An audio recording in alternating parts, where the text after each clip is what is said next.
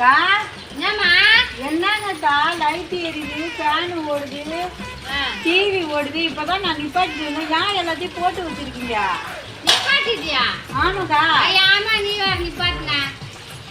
அந்த லைட்டை நான் போட்டு போட்டு நிப்பாட்டினா சொத்து வீணா போயிட்டா வீட்டுல யாரும் வாங்கிட்டு வந்து கொடுக்க மாட்டாங்க.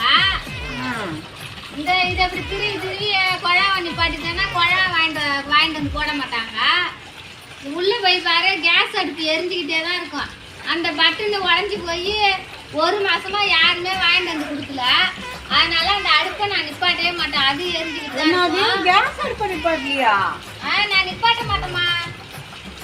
என்ன கேஸ் அடுப்பு எரிஞ்சுக்கிட்டே இருக்கா? எல்லாமே எரிஞ்சுக்கிட்டே இருக்கு. கேஸ் அடுப்பு கூட நிப்பாட்டல நீங்க? நான் எதுவுமே நிப்பாட்ட மாட்டேமா. நீ வேற, நம்ம வீட்டுல இருக்கிறோம், இதெல்லாம் உடஞ்சிட்டுனாக்க அதை வேற வாங்கி போடுவோம்.